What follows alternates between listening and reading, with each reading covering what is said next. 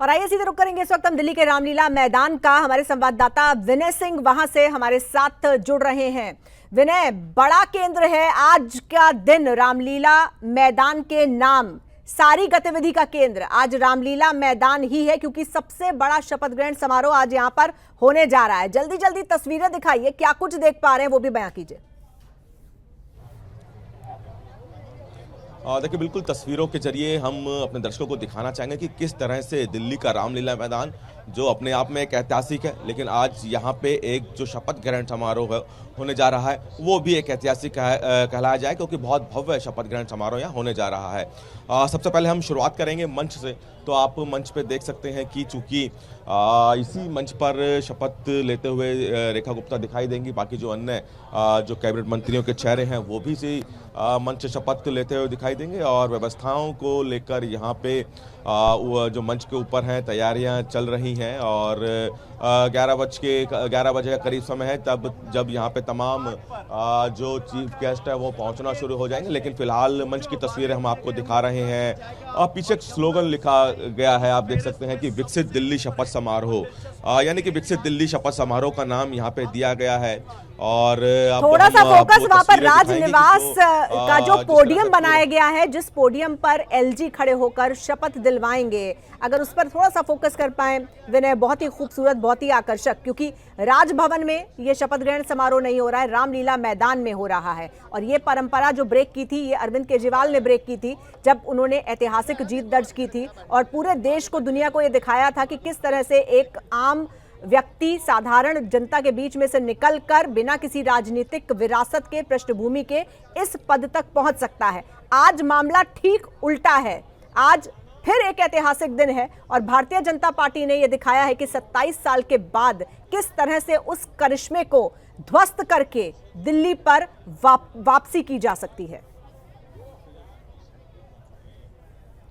देखिए, बिल्कुल तस्वीरें हम एक बार फिर से, अगर उस राजनिवास डाइस की बात की जाए तो वहाँ पे अभी चूंकि तैयारियां चल रही हैं, लेकिन चूंकि दिल्ली के उपराज्यपाल ही नवनिर्वाचित मुख्यमंत्री को शपथ दिलाएंगे, तो वहाँ पे आप देख सकते हैं कि राजनिवास का जो डाइस है वो लगा हुआ है। तैयारियां वहाँ पे माइक चेक को लेकर चल रही है। और अब हम चूंकि इस पूरे रामलीला मैदान की तस्वीरें दिखाएं, तो रामलीला मैदान में चूंकि तस्वीरें आप देख सकते हैं कि पूरा रामलीला मैदान सजाया गया है।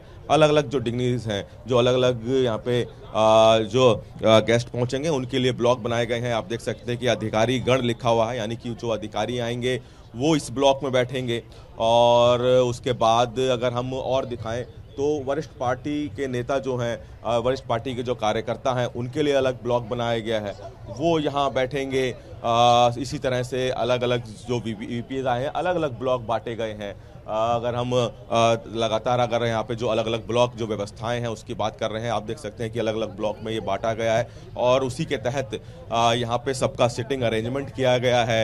ये आप हर ब्लॉक के बाहर बोर्ड लगाया हुआ है कि किसके लिए ब्लॉक ये रिजर्व है, और उसी के हिसाब से यहाँ पे सबको बैठाया जाएगा। विधायक परिवार, विधायक जो वरिष्ठ पार्टी कार्यकर्ता है उनके लिए, अधिकारी गण उनके लिए, सबके लिए अलग अलग यहाँ पे ब्लॉक बनाया गया है और सबको उसी अरेंजमेंट के हिसाब से यहाँ बैठाया जाएगा। और कहीं ना कहीं आपको मैं ये ब्लॉक दिखा रहे हैं कि किस तरह से व्यवस्था की गई है।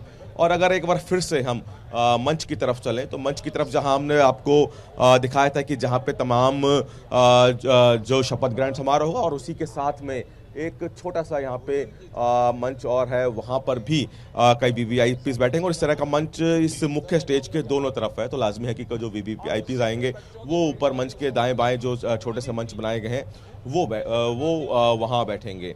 और अब दूसरी तरफ अभी हमने अलग अलग ब्लॉक दिखाए, और अब यहाँ पे देखिए जो चेयर लगी हुई हैं उसमें भी नाम लिखे हुए हैं। कहीं ना कहीं रिजर्व इन चेयर को रखा गया है, और पीछे ये देख सकते हैं कि रिजर्व लिखा गया है, नाम लिखे गए हैं कि कौन कौन किस चेयर पे बैठेंगे, बाकायदा उन पे सीट नंबर भी लिखे गए हैं।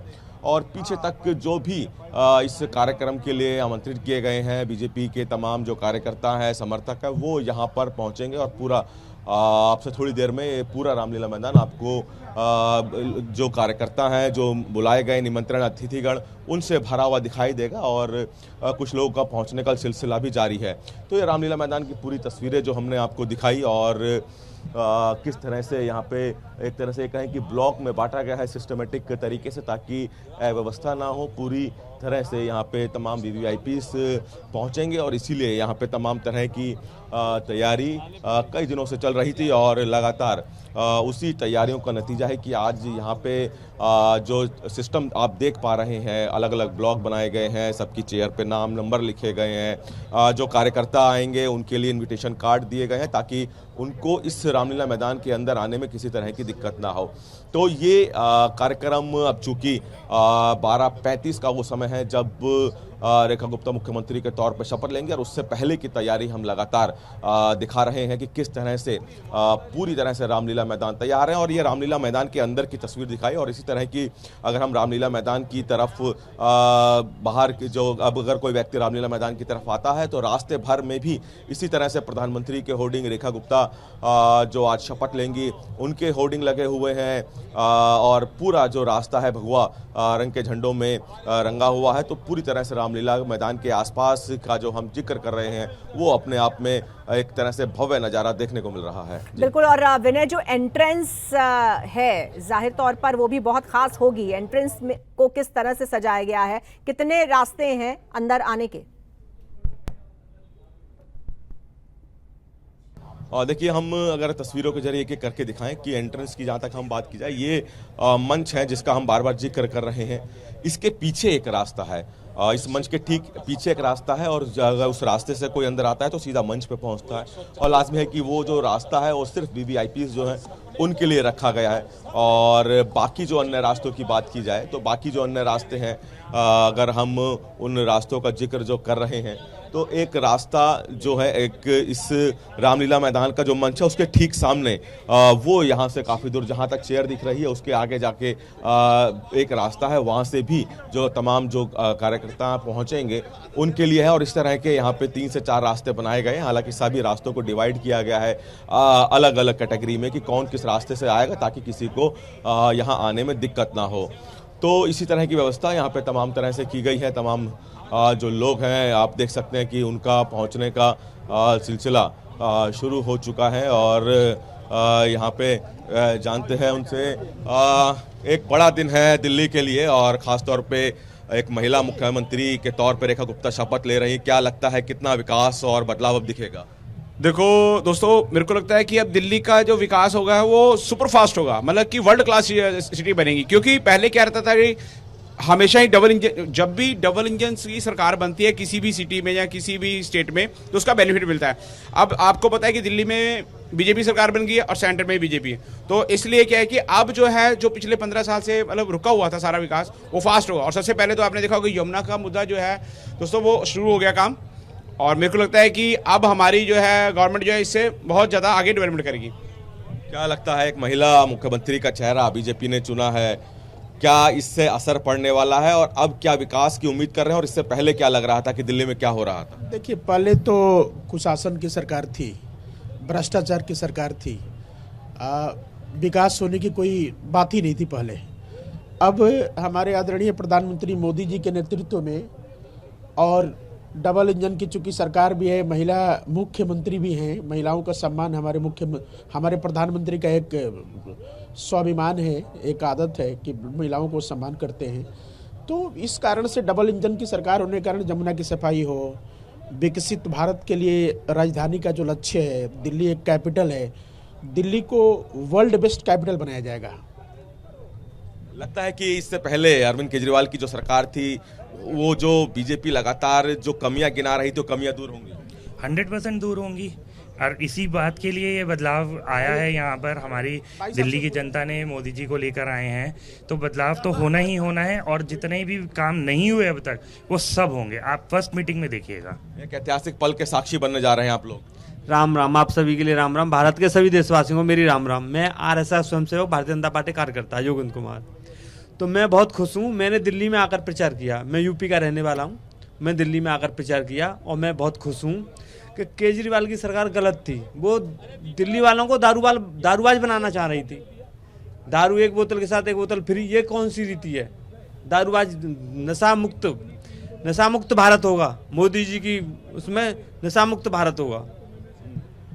तो यहाँ पे जो लोग पहुंचे हैं इस ऐतिहासिक पल के लिए, वो कहीं ना कहीं काफी खुश है कि वो इस पल के साक्षी बनने जा रहे हैं। और जिस तरह से इनको उम्मीद है कि अब एक महिला के तौर पे जब रेखा गुप्ता, महिला मुख्यमंत्री के तौर पे रेखा गुप्ता जब यहाँ शपथ लेंगी और उसके बाद जब अपना कार्यकाल चलाएंगी, तो दिल्ली की कई जो समस्या हैं, विकास के जो कार्य हैं, उनको गति देती हुई दिखाई देंगी। और इसी का इंतजार है यहाँ पे जब शपथ ग्रहण समारोह होगा। और अब से थोड़ी देर में यहाँ पे जो कुर्सियाँ जो दिख रही हैं वो भरती हुई नजर आएंगी। कार्यकर्ताओं का पहुंचने का सिलसिला शुरू हो गया और तमाम जो मुख्य अतिथि हैं या फिर कहें कि वीवीआईपीस हैं, 11 बजे के बाद उनके भी आने का सिलसिला शुरू हो जाएगा। बिल्कुल 3 घंटे से भी कम का समय है अब शपथ ग्रहण में विनय, और जाहिर तौर पर हम देख रहे हैं कि तैयारियां लगभग पूरी हैं। बस आखिरी दौर की कुछ एक जो माइक्रो डिटेल्स होती हैं उनको मैनेज करने की कोशिश की जा रही है। मीडिया का तमाम जमावड़ा वहाँ पर नज़र आ रहा है।